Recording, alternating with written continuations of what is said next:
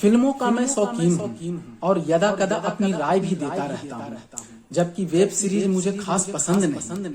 स्वभाव से मैं परंपरावादी हूँ, इसलिए नई चीजों की संगत देर से स्वीकार करता हूँ।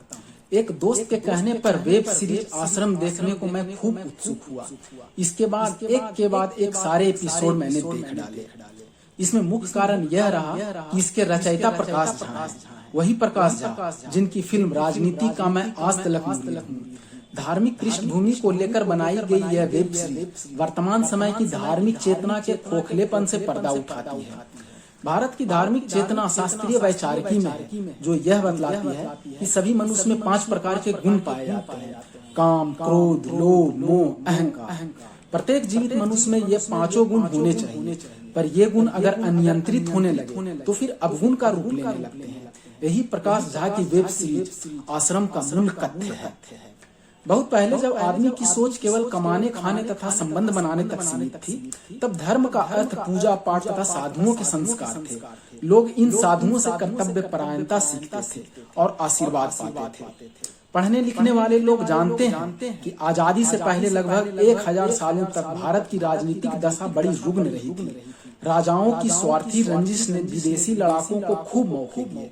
आए दिन कोई न कोई लड़ाका यहाँ चढ़ आता था और मार काट मचाकर वापस चल देता था। बदलती परिस्थितियों के साथ उस दौरान धर्म के स्वरूप में थोड़ा बदलाव आया। पहले जो धर्म के कर्ता धर्ता अर्धनग्न व जंगल में रहते थे, वे अब अर्धनग्न तथा जंगल में अकेला नहीं रहने लगे। उनका ठिकाना मठ तथा आश्रम में परिवर्तित होने लगा। वे धर्म की बातों का प्रचार करके जनता तथा अन्य साधुओं को संगठित करने में जुटे गए। यही नहीं, कई जगहों पर विदेशी लड़ाकों से रक्त रंजित लड़ाइयां इन्हीं साधुओं ने लड़ी थी। पर रणनीतिक कौशल्य के अभाव में इसका अंजाम क्या हुआ होगा, हम सहज सोच सकते हैं। कालांतर में भारत की आजादी तथा लोकतंत्र की बहाली के बाद जीवन के अन्य क्षेत्रों के साथ साथ धर्म में फिर से बदलाव आने शुरू हुए। मुख्य बदलाव आया धर्म का राजनीतिकरण और राजनीति का धर्मांतरण के। इस दौरान धर्म के नाम पर अलग अलग धार्मिक पंथों में ठेकेदार पनपने लगे, ठीक वैसे ही जैसे सड़क निर्माण तथा पुल निर्माण विभाग में ठेकेदार होते हैं, जो सड़क तथा पुल बनाने के बदले अपना कमीशन खाते हैं। धर्म के इन ठेकेदारों पर धीरे धीरे मटेरियलिज्म तथा सत्ता की नजदीकी सर चढ़कर बोलने लगा। अतः पहले जो धार्मिक आश्रम तथा मठ पवित्रता के प्रतीक माने जाते रहे थे, उनमें कई पाखंड की पवित्र स्थली बन गए।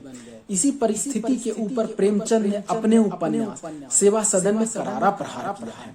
उन्होंने लिखा है कि आजकल तो धर्म धूर्तों का अड्डा बना हुआ है। इस निर्मल सागर में एक से एक मगरमच्छ पड़े हैं। भोले भाले भक्तों को निगल जाना उनका काम है। लंबी लंबी जटाएं, लंबे लंबे तिलक छापे और लंबी लंबी दाढ़ियां देखकर लोग धोखे में आ जाते हैं। पर वह सब के सब महापाखंडी, धर्म के उज्जवल नाम को कलंकित करने वाले, धर्म के नाम पर टका कमाने वाले, भोग विलास करने वाले पापी हैं।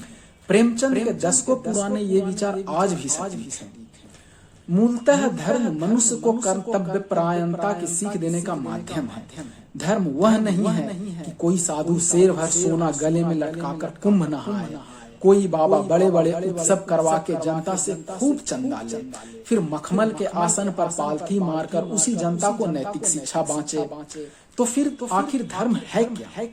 धर्म का ककहरा सदा सादगी से शुरू होकर सेवा तक जाता है। यह केवल मंदिर, मस्जिद, गुरुद्वारे या गिरजा में नहीं पाया जाता है। यह पाया जाता है हमारे परिवार में, हमारे संस्कार में, हमारे कर्मों में। धर्म वह है जब कोई अनपढ़ माँ किसी अनाथ बच्चे को पाल पोस कर उसे जीवन के अखाड़े में खड़ा होने लायक बना लेती है। धर्म वह है जब किसी डूबते हुए को कोई बचा लाता है। धर्म वह है जब कोई किसी की मजबूरी पड़कर उसकी आर्थिक मदद कर देता है। धर्म वह है जब कोई किसी निर्धन की बेटी के पानी ग्रहण में सहयोग कर देता है। धर्म सबके हिस्से की चीज है, न कि केवल तथाकथित बाबाओं और ठेकेदारों का बस पेटेंट। जय हिंद।